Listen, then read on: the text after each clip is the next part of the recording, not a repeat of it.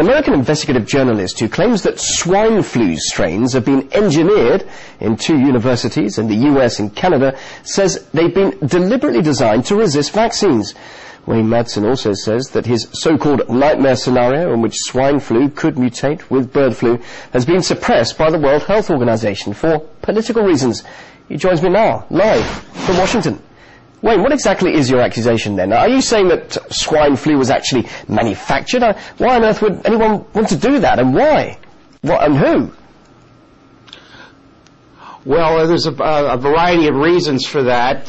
One is, of course, that it would increase sales for new vaccine manufacturers in the pharmaceutical industry. The other would be to just create this worldwide crisis. We know a lot of people thrive economically on crisis situations. I reported in May that after speaking to people who are researching, these are scientists researching this new hybrid flu, that it was basically engineered from genetic material taken from a dead Inuit woman who died of the 1918 pandemic, also known as the Spanish flu. Now, what one researcher told me after investigating this particular flu is that this is a subtype A influenza. It contains an enzyme called a polymerase, which exists in all subtype A influenzas, including the seasonal human flu, the current hybrid flu, and avian flu. It was determined that this particular flu was gene spliced from 2 forms of human flu, 2 forms of swine flu, and 1 form of human flu.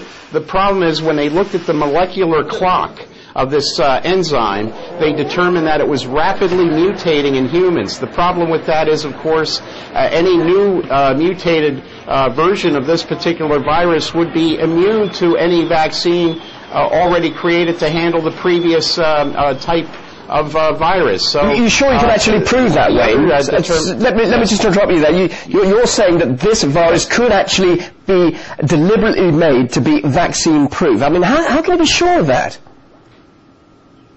Well, the research community has determined this, and the nightmare scenario, of course, is that these mutations would occur, and now we have reports from both Brazil and Germany that, in fact, this swine flu or hybrid flu, or what this Centers for Disease Control here in the United States called a novel flu, is in fact mutating and mutating rapidly in humans. Well, of course, you describe this as a nightmare scenario, and where we have swine flu and bird flu joining together, mutating.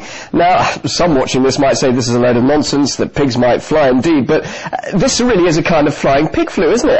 But what would you say to those who say this is nonsense and can't happen? Well, the information I received from the influenza researchers in May seems to be coming true.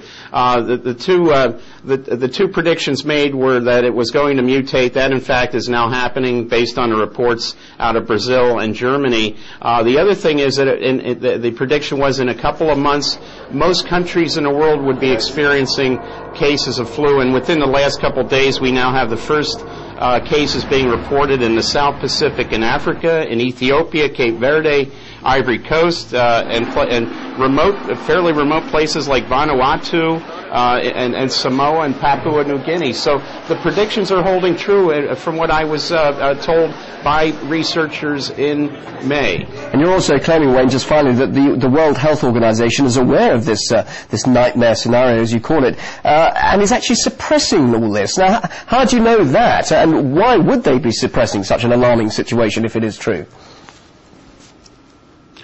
Well, I was told by the research community that there were 2 meetings on this particular strain of flu, one in Vietnam and one in Hong Kong. Both of those were unusually closed to the public and to the press. That was a unique situation. The other thing is that we may be on something here that begs of a criminal investigation.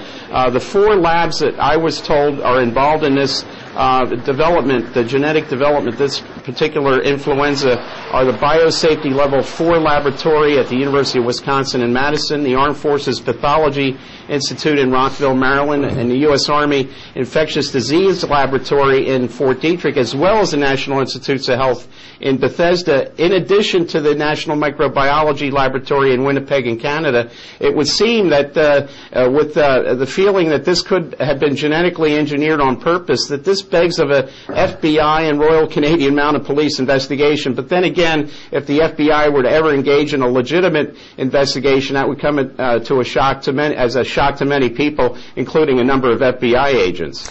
Some startling views there. Wayne Madsen, thanks very much indeed for joining us live from Washington, D.C.